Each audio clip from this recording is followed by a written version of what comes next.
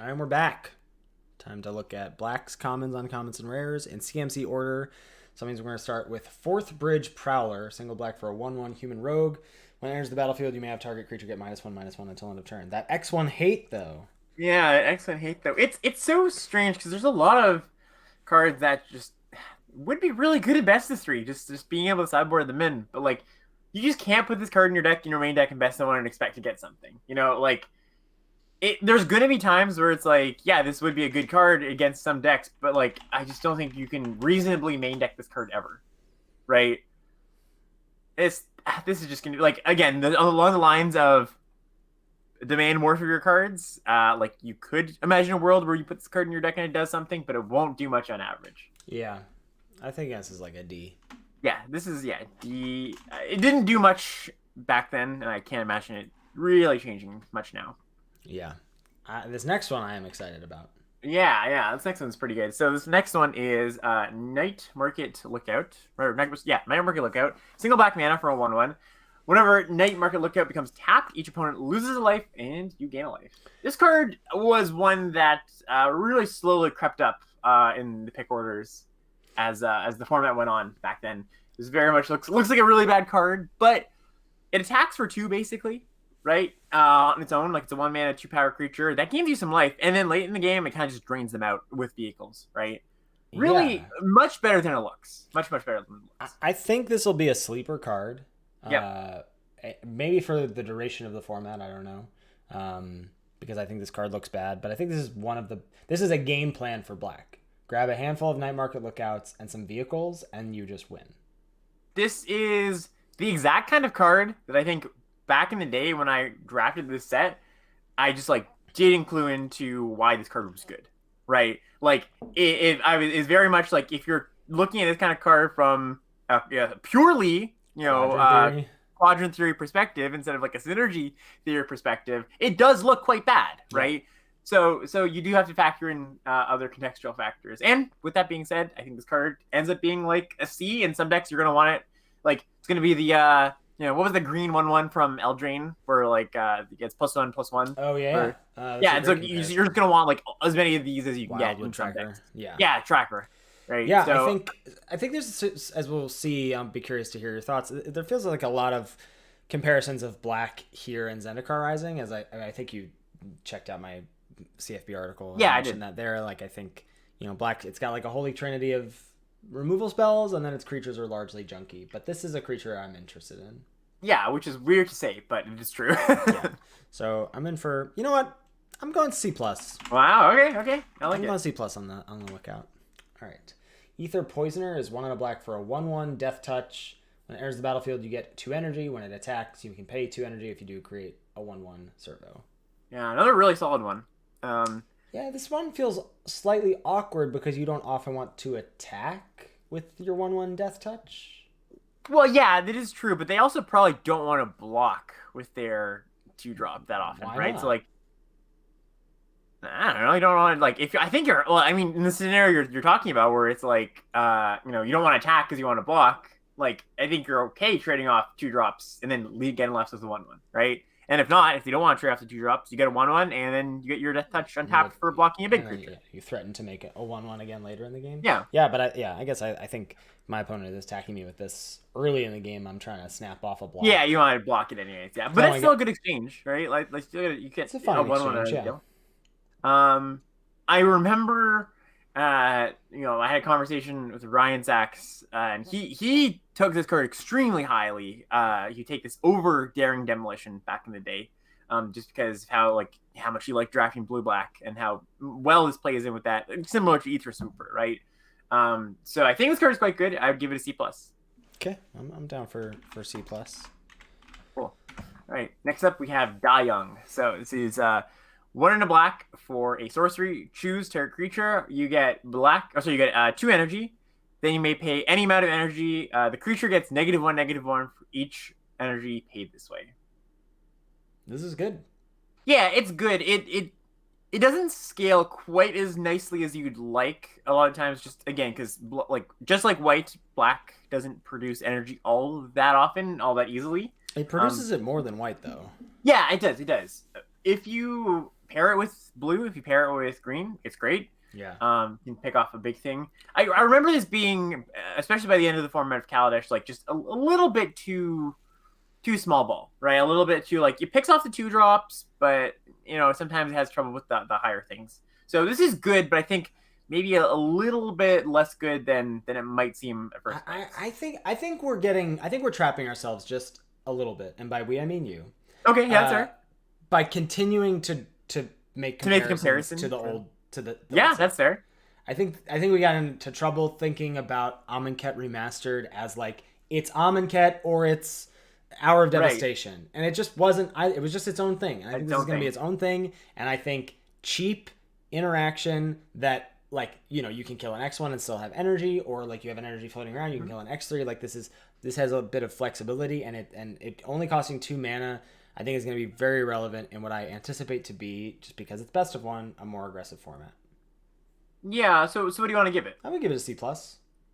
Yeah, I think I will too. I wasn't gonna give it a lower grade than that, but I don't know. You sounded like you didn't. You were like, by the end of the format, this wasn't that good. Is what you? Yeah, that's fair. That's fair. I guess I was coming off a little bit too harshly. I guess from the perspective of, I think when you look at this card, you might be like, ooh, it can kill like a 5/5 or whatever, but it often doesn't. Right. Do that, right. You're not. That's the upside of this. Yeah. Right? Yeah. The floor of like this is dismember or whatever, dead weight. Like that's. I'm down with that. And then the fact that my dead weight can sometimes kill their X5, that's good. Yeah, perfectly fine. Perfectly fine. C+. I agree. Next up, Rush of Vitality. 1 in a black instant target creature gets +1/+0 and gains lifelink and indestructible until end of turn. Oof. Great trick. This is a great fantastic trick. Great trick for racing. Black is generally more controlling than it is aggressive. And this is, I mean, it's good in both ends if you're aggressive or controlling, right? Yeah, you're less excited about casting combat tricks on blocks, but true. But this one's a decent one to cast it on blocks still, right? Like your opponent goes in for a decently large attack.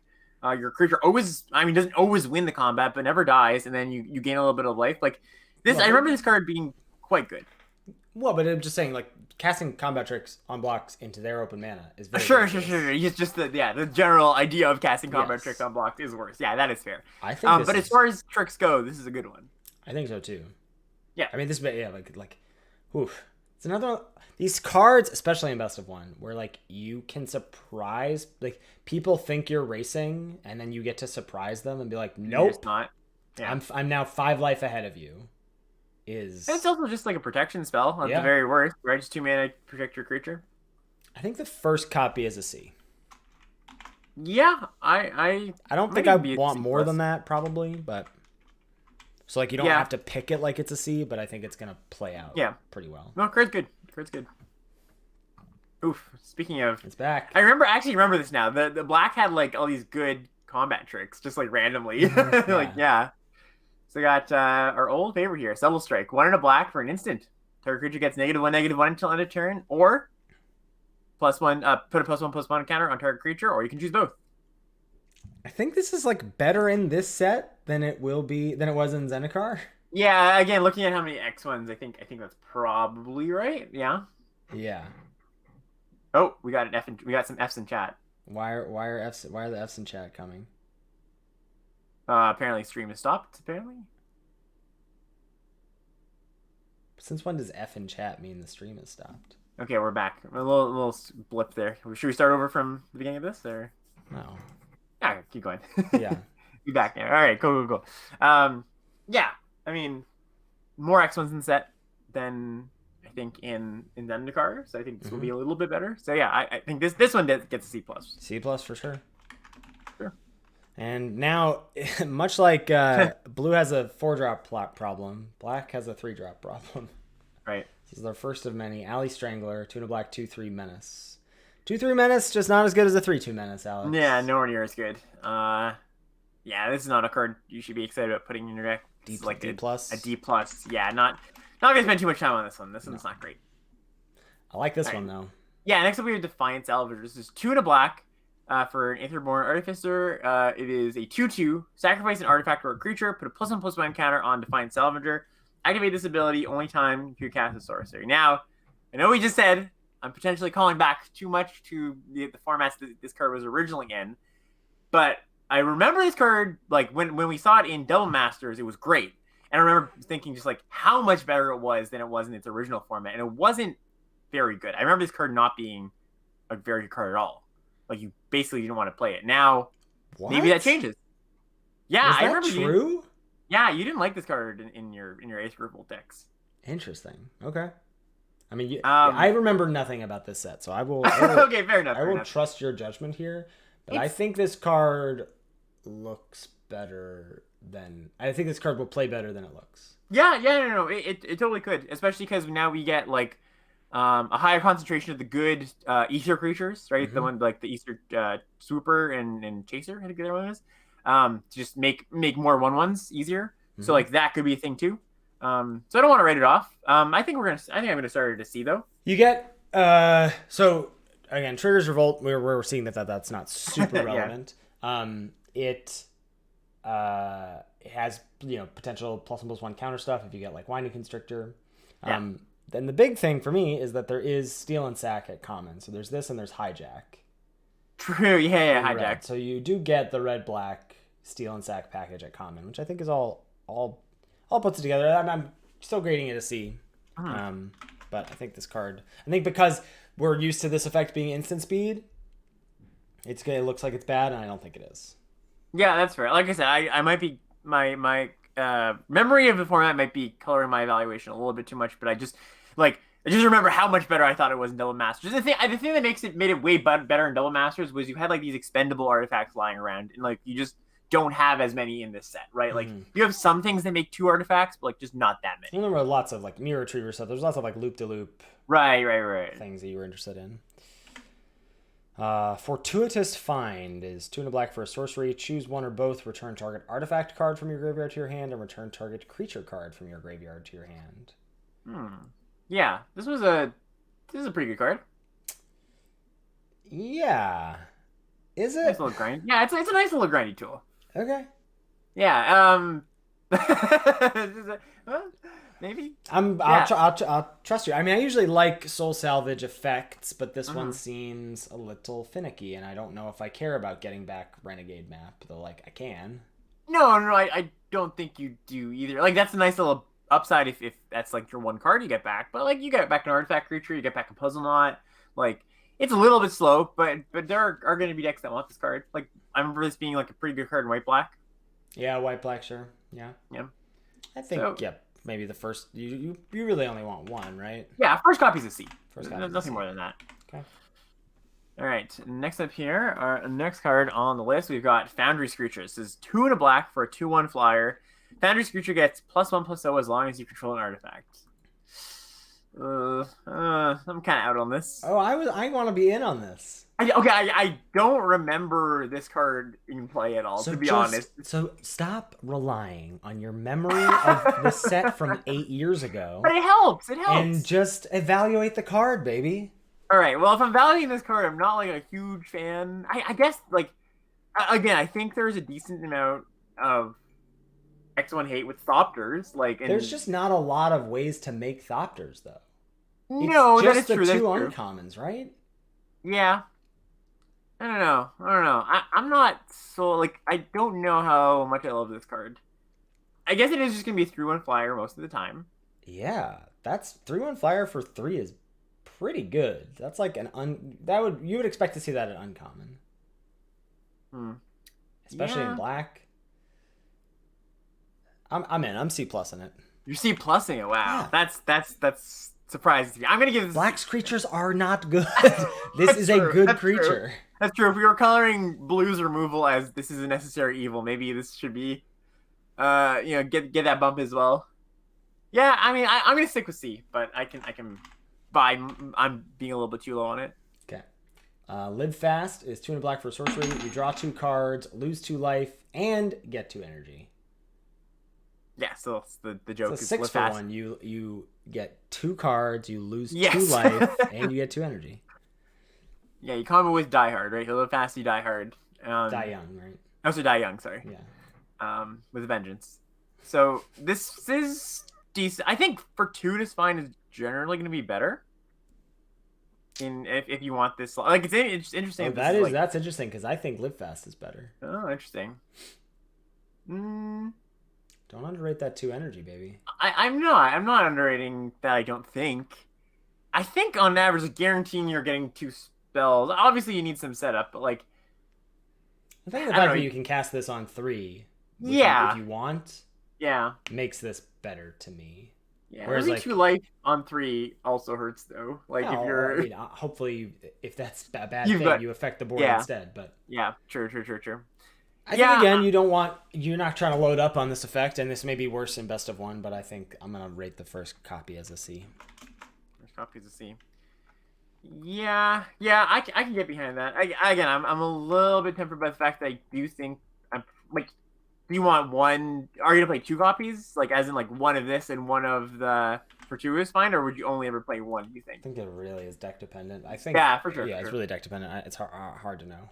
Yeah. All right. Yeah. Next up, we have classic Mind Rot, 3 mana. Target player discards 2 cards. No, No, I don't want this. not in this set. Not this time. I think this is just like I'm just like straight up never putting this in a deck. Probably not. Like, obviously, If I've got my 2-for-1s for 3 mana with Live Fast and Fortuitous Find as other options. We just we're coming off the best Mind Rot set potentially ever, so I don't want that to color our evaluations too much. Yeah.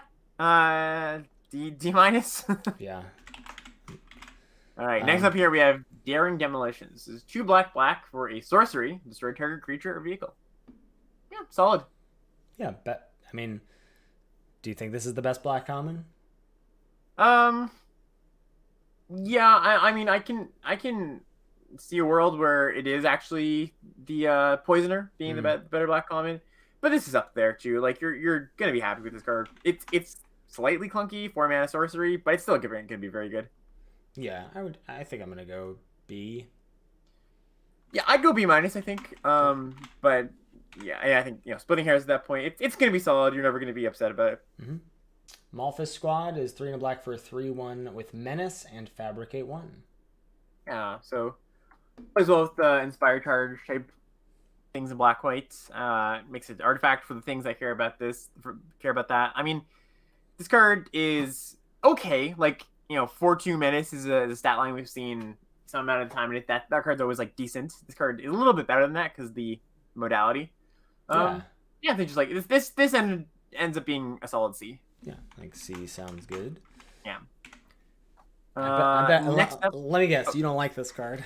Oh, I think this card is horrendous. Oh my god. This is Nightmare Aeronaut. This is 3 and a black for a 2/2 flyer. Nightmare Aeronaut enters the battlefield with a +1/+1 counter on it. If a permanent you control left the battlefield this turn. This card is not good. I think this card is better than you remember it being. Potentially, but I still don't think it's good. Okay. It's just like, so you don't.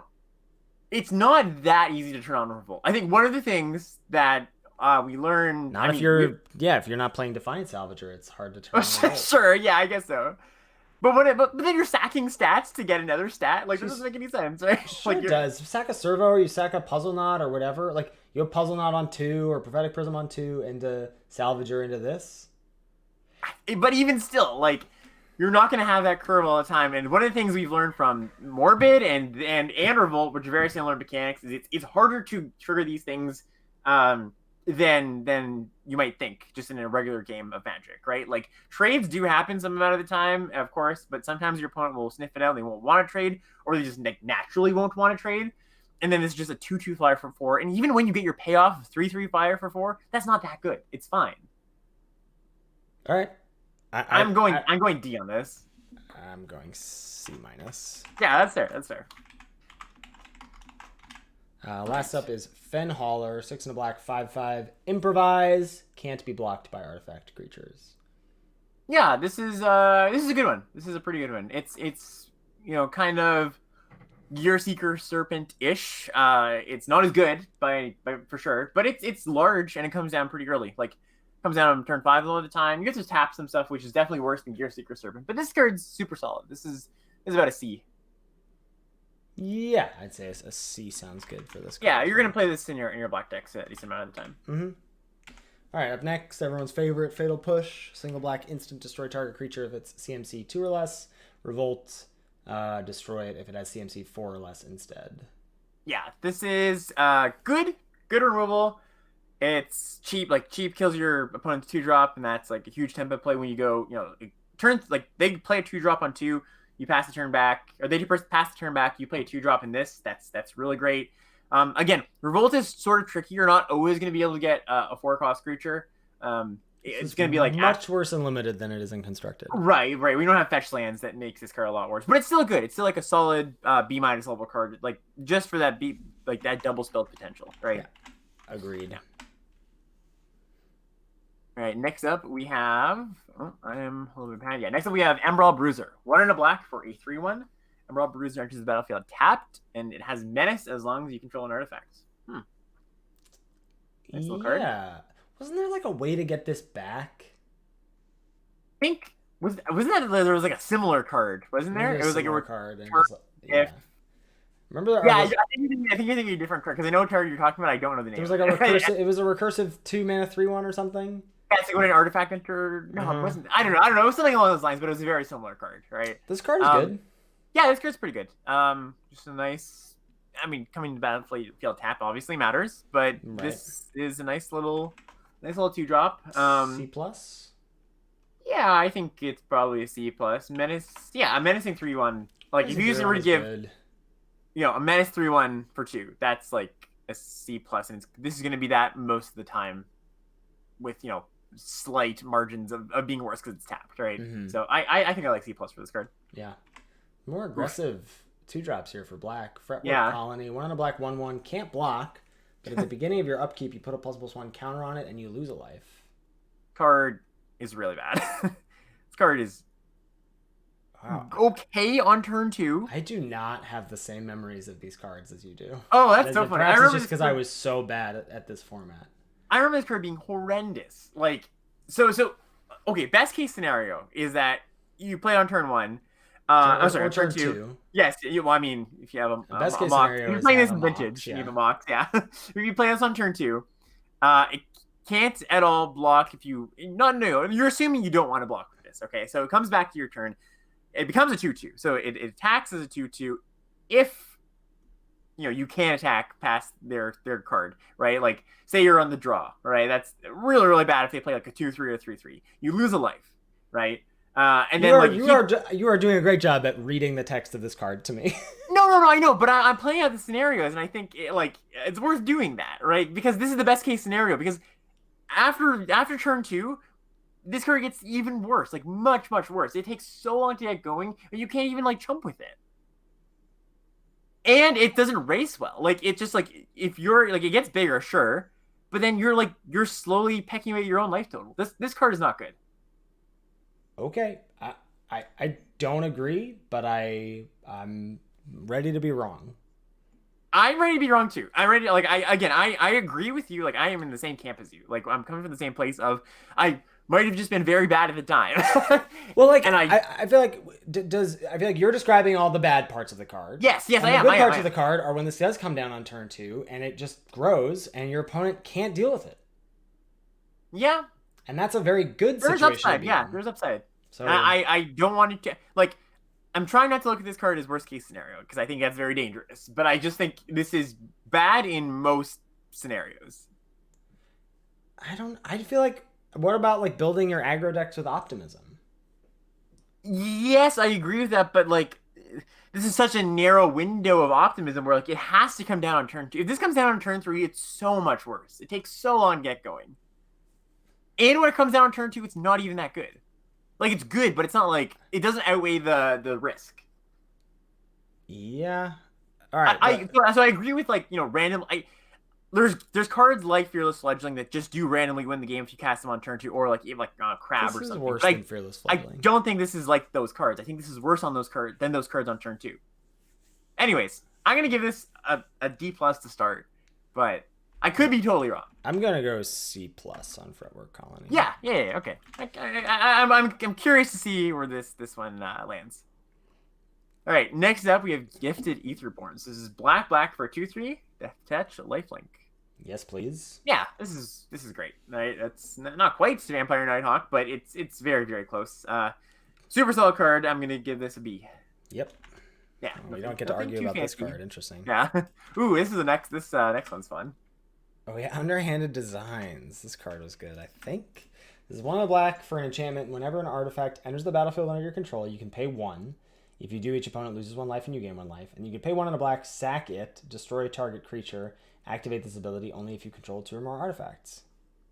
Yeah, I remember this one being really good too. Yeah. Like kind of a blue-black card, but obviously in like other decks too.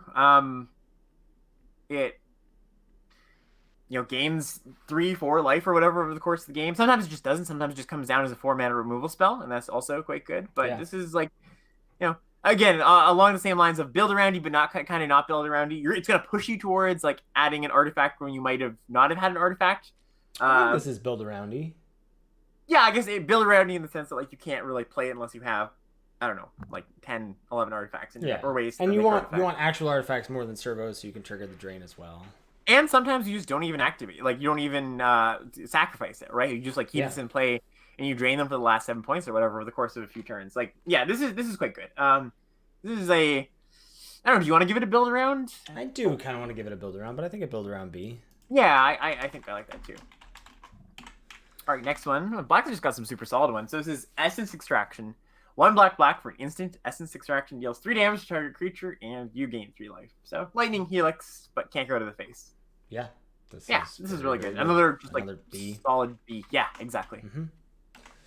Make obsolete 2 in a black instant. Creatures your opponents control get -1/-1 until end of turn.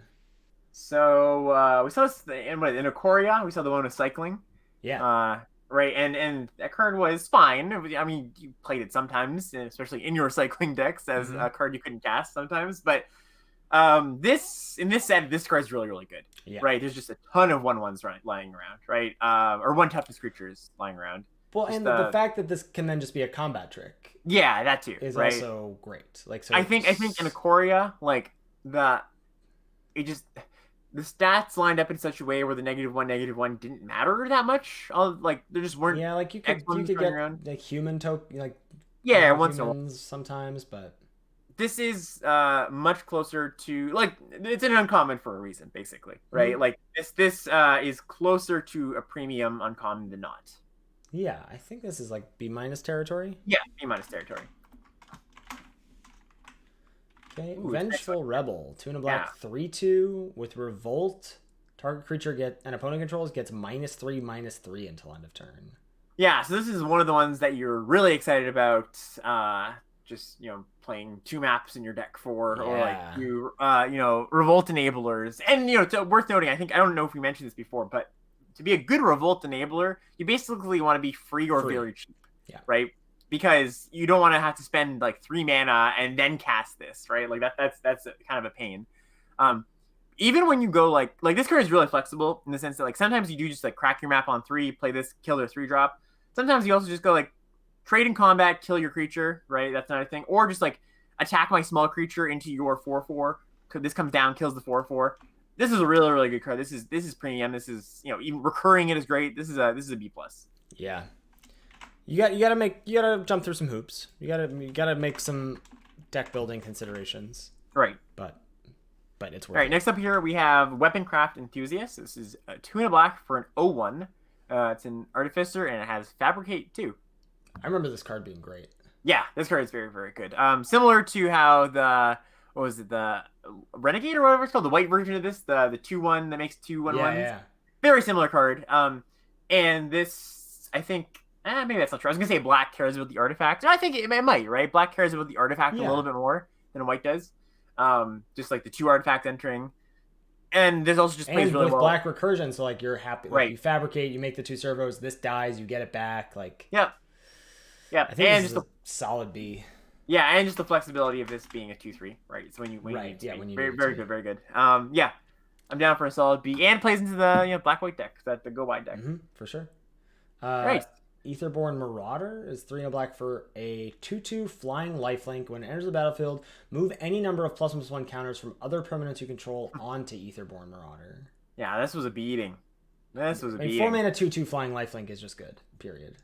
Yeah, sometimes like I remember this card coming down like as like a 7/7 lifelink. Sometimes it's just like holy crap, how am I supposed to deal with that? You know, like sometimes like the board will be stalled out. You don't want to do this if your opponent like if it's like the mid part of the game. Are you interested in Fretwork Colony now? Yeah, yeah, sure.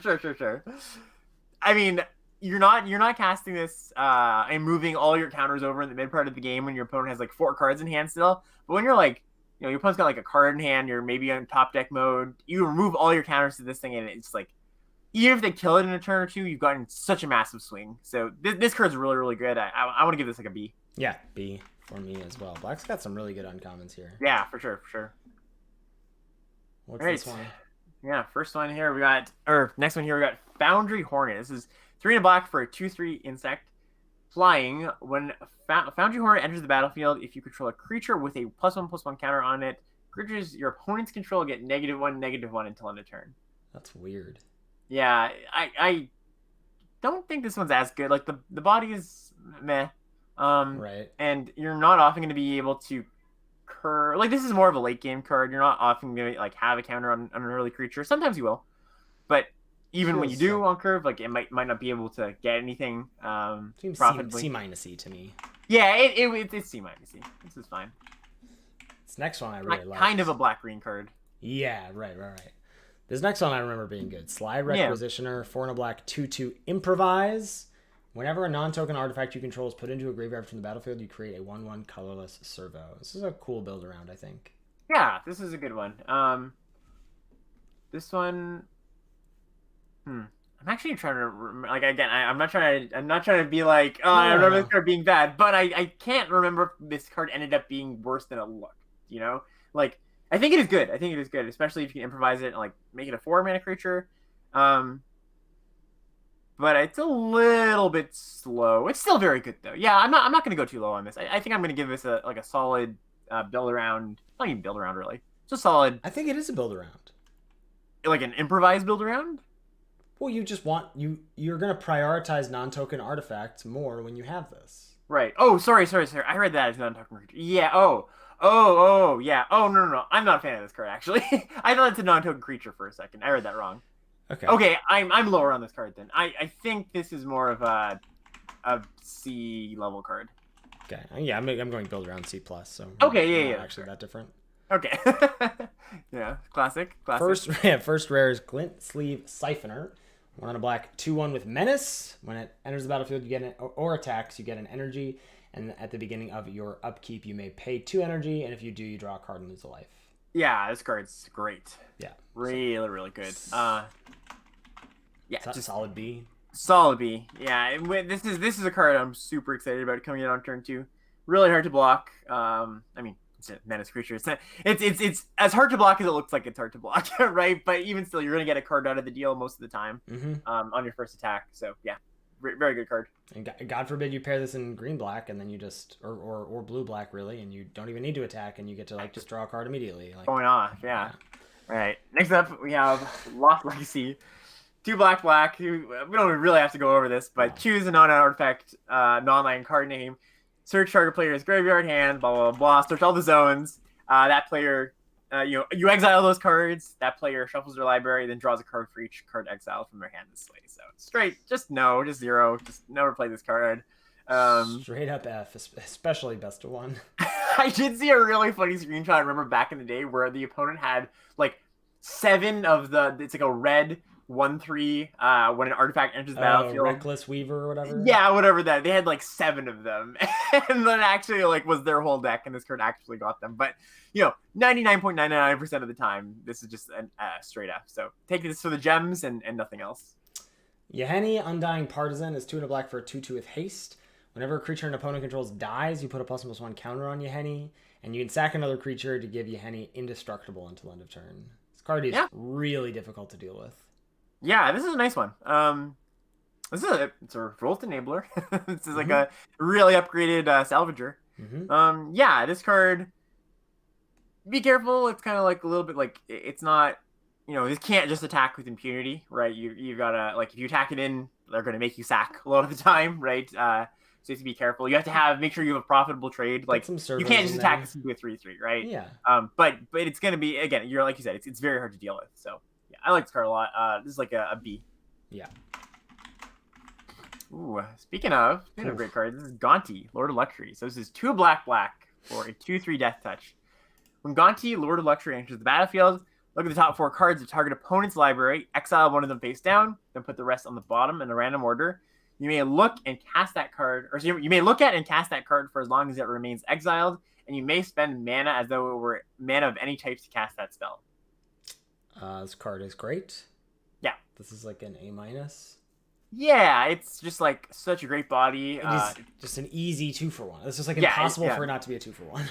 Yeah, I guess you look at 4 lands, then it's not. And if you can like ever buy this back and redo it again, like it's very, very good. So yeah, I'm on board with A- for this one. Midnight Oil. This is 2 black for an enchantment and enters the battlefield with 7 hour counters on it. At the beginning of your draw step, draw an additional card and remove 2 hour counters from Midnight Oil. Your maximum hand size is equal to the number of hour counters on Midnight Oil. Whenever you discard a card, you lose 1 life. Yeah, so this card it looks weird. Looks very strange. But it's very good. So basically what happens is, this comes in and you do have to have like a kind of a lowish curve deck. You don't want to have a bunch of other card draw, but if you have like a lower curve black deck, you just start to draw 2 cards a turn and you just, run away with the game basically. Right? You still get to do this even after you've removed all the counters, right? You still draw 2? Yes, you're just you're just gotta make sure you can deploy your cards, right? Yeah. Because otherwise you start just like discarding them and losing life. Right? Yeah. This card's good, right? Yeah, this card's very good. I'd give this probably a B. It's just like a very solid draw engine. Mm-hmm. Maybe even a B plus, but for again tempering for best of 1 just a little bit. Right. All right. Next up we have Yahani's Expertise. So this is 2 black for a sorcery. All creatures get -3/-3 until end of turn. You may cast the spell with converted mana cost 3 or less from your hand without paying its mana cost. This was good. I think this will still be good. This there's a lot of little like mini sweepers / sweepers in the format. It may feel similar to like Amonkhet Remastered in that sense. Feels bad. Not quite as many. Not quite as many. Yeah. I think this is another solid B. Yeah, this is another one where it's like against most decks, like against most non-green decks, this is going to be really good because things are pretty small. Against the green decks, this has a little bit of trouble, but otherwise it's going to be good. And like the nice thing is, this has a lot of the, one of the problems with a board wipe, like trying to break the symmetry of a board wipe is you cast your board wipe and then they get to play their creature first, right? You get to play a creature before they do, right? A lot of the time, you get to sweep their board, then put a creature into play. So yeah. Mm-hmm. So, I think just the B. It's super solid. Sometimes it's not going to be the absolute field wipe you need, but it's going to be very powerful. So, I'll give it a B. Yeah. Demon of Dark Schemes. That's one of we got 2 brutal demons in this set. Yeah. 3 triple black for a 5/5 demon with flying. When it enters the battlefield, all other creatures get -2/-2 until end of turn. Whenever another creature dies, you get an energy. You can pay 2 and a black and 4 energy to put target creature card from a graveyard onto the battlefield under your control tapped. Yeah, this is one of those cards when you're having a fine game of Magic and your opponent plays this and you're like, oh, okay. I mean, like you can't even be that upset. You're just like, okay, that's fine. The game is just over at this point. Like they kill most of your things. And, like even if you have a removal spell for this card, they've wiped the board most likely. And if they don't, you untap and just get to start reanimating things. So this card is A level, maybe not quite A plus, but it feels A plusy to me. Yeah, let's give it an A plus. Just like what doesn't this card do? Ooh, this is another really good one. Yeah, this is a good one. Marionette Master. So 4 black for a human artificer, 1/3, but it has Fabricate 3. Whenever an artificer is put into a graveyard from the battlefield, target opponent loses life equal to Marionette Master's power. So pretty cool, right? Like if you already have a lot of artifacts, you can put this on 3. Make it a 4 power creature. Whenever an artifact dies, they lose 4. Or you just make a bunch of servos and those ping them off. So that's kind of cool, right? Really good stabilization tool, really good finishing tool. Really good to rebuy if it dies. 6 mana, but it stabilizes you. So I think this is just like a solid.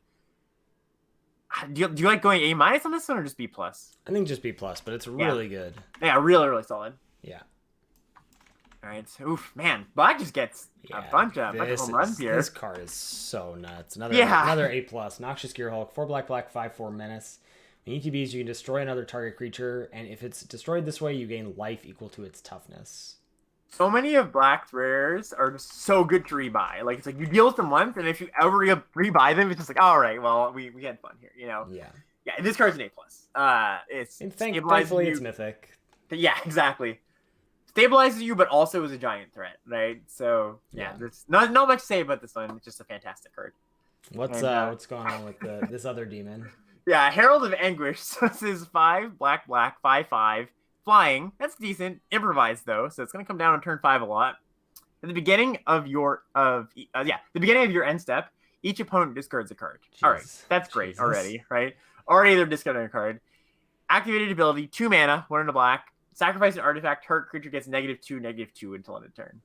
So all the things you just used to improvise and cast this early, you get to sacrifice to start killing things, and while their hand is slowly depleting, right? So yeah, it's not quite as bomby as Gearhulk. Yeah, but you're never gonna have to make that choice. So yeah, exactly. Yeah. All right, that's black.